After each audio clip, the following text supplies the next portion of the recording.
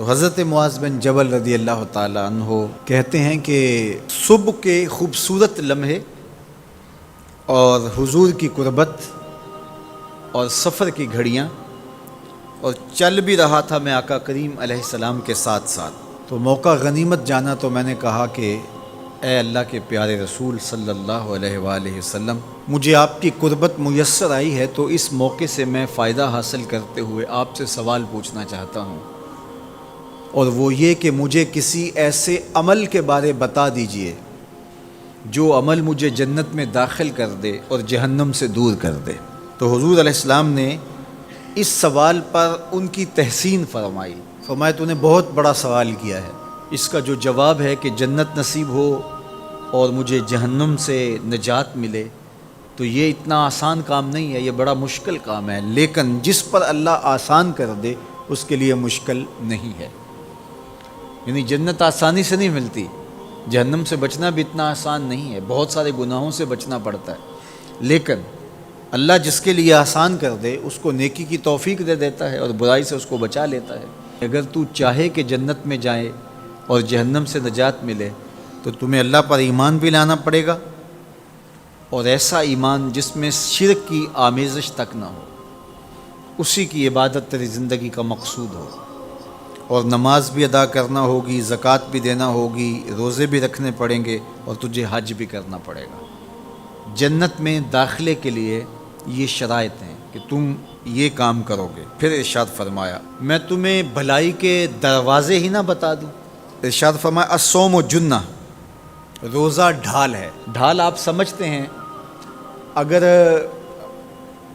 آپ لوگوں نے ڈھال نہیں دیکھی ہوئی تو آج کے زمانے کے اندر تو سب لوگوں نے جو ہے وہ ڈھال دیکھ لی ہے، چونکہ اس وقت ترکی نے اس طرح سے اپنے کلچر کو اور اپنی تہذیب کو جدید ذرائع ابلاغ کے ذریعے لوگوں تک پہنچایا ہے کہ اب 800-700 سالہ پرانی چیزیں بھی ہمارے سامنے آ گئی ہیں، ورنہ ہم یہ باتیں کیا کرتے تھے تو لوگ ان باتوں کو سمجھا نہیں کرتے تھے، چونکہ اس کا کوئی نمونہ اور شکل موجود نہیں تھی۔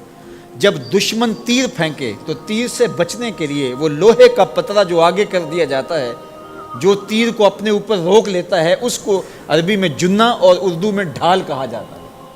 تو آقا کریم نے فرمایا روزہ ڈھال ہے، تو گویا جہنم کی آگ سے بچانے کے لیے جو ہے وہ روزہ کام دے گا۔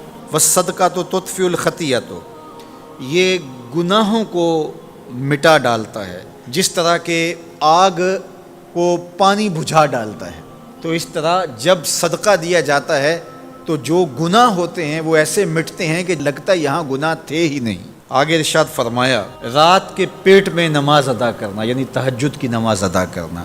پھر حضور علیہ السلام نے یہ آیت پڑھی تتجافی جنوبہم عن المضاجع، ان کی کروٹیں بستروں سے الگ رہتی ہیں، خوف اور طمع میں وہ اللہ کو پکارتے ہیں اور وہ رات کو جاگتے ہیں، ان کی کروٹیں بستروں سے الگ رہتی ہیں، حتی بلغ یعملون، یہ آیت پڑھتے ہوئے آخر تک حضور نے تلاوت فرمائی۔ تو فرمایا جس طرح صدقہ آگ کو بجھا دیتا ہے، اس طرح پچھلے پہر کی نماز، تہجد کے سجدے بھی اللہ جل شانہ کے غصے کو ختم کر دیتے ہیں اور جہنم کی آگ کو مٹا ڈالتے ہیں۔ پھر حضور نے ارشاد فرمایا کہ میں تمام امور کی جڑ نہ بتا دوں کیا ہے، جتنے بھی معاملے ہیں اس کی جڑ ہی نہ بتا دوں۔ میں نے جھولی پھیلا کے کہا حضور کیوں نہیں، خیرات ڈالی ہے۔ تو حضور نے ارشاد فرمایا راس الامر الاسلام، سارے امور کی جڑ اور بنیاد، سر اسلام ہے۔ اگر اسلام ہے تو عمل قابل قبول ہے، اور اگر اسلام ہی نہیں ہے تو پھر جتنے مرضی نیک عمل کرتے رہیں، جتنا مرضی پانی ڈالیں، جتنی مرضی کھاد ڈالیں، تو اگر جڑ ہی نیچے سے کٹی ہوئی ہے تو درخت ہو پائے گا؟ کبھی بھی نہیں ہو پائے گا۔ تو کہا جڑ اسلام ہے، اس لیے عقیدے کی صحت عمل کی قبولیت کی ضمانت ہے۔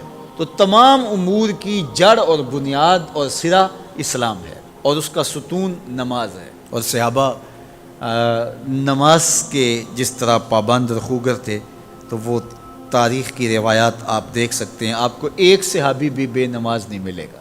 وَذِرْوَةُ صَنَامِهِ الجہاد، اور کوہان کی بلندی، چوٹی اسلام کی، وہ جہاد ہے۔